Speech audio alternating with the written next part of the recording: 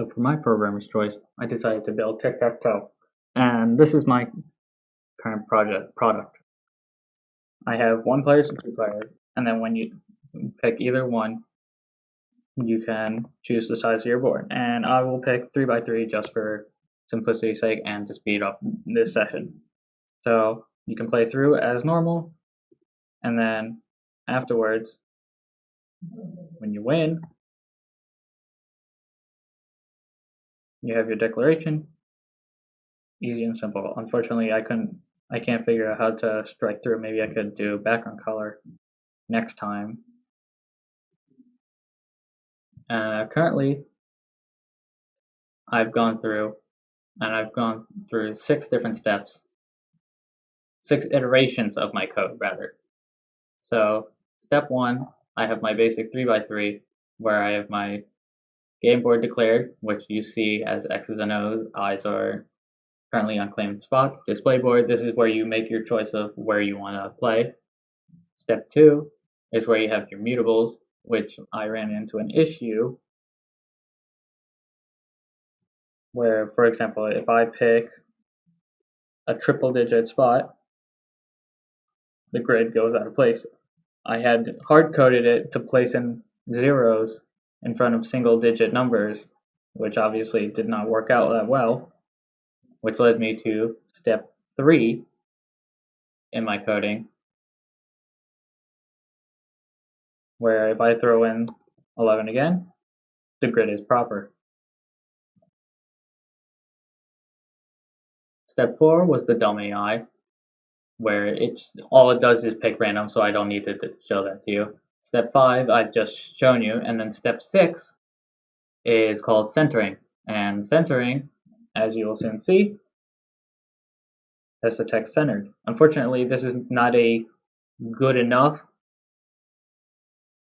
product, should I say, because you pick your size, say I want to pick 5x5. Oh sure, it looks normal right now, but if I decide to go, let's say, because I don't know, I like really big long games, let's go 15. Now you've got issues. The board goes too big, my input line is cutting into it, and your display is almost completely off screen, which is why it's not a great version. But if you want to play small games like up to 5x5 or maybe even 7x7, then you can play those. Nope, not even 7x7. Alright, so yeah, I think if just 5x5 is your only option. 5x5, yeah. If you want to play it, you'd have to go 5x5. So that's my current iteration.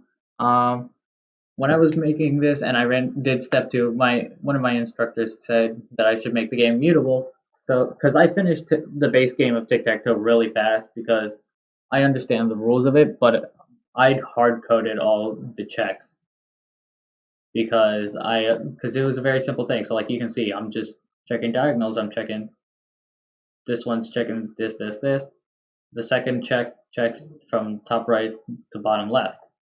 Unfortunately, that is a very terrible way of checking because as I've gone through with my mutable, now I have a much simpler way of checking my wins where I can loop through because it's a very simple check. It's just, are they all the same? So I loop through, I check my count of does it equal the length of the row, move on, vertical checks to the diagonal checks, and then I have 2 different ones because going diagonal from right to bottom left is a little bit harder, so I have a temporary variable to help make the count. And so step 6 is what I'm currently working on making this have the text centered, and I've realized I'm not showing the code. My bad. So Tic Tac Toe, hard coded, step 1. Step 2 has actual loops to go through this whole thing, vertical checks, and I've commented it all so that I can keep up with what I'm doing. And I have step 3 as step 3 was proper display, right, because my grid was failing. Step 4 is the dumb AI. Step 5, I built my vexing AI. Step 6 is my centering. And that's where I currently am at with my programmer's choice. Thank you for watching, and I'm sorry for any audio issues and also my professionalism while recording this.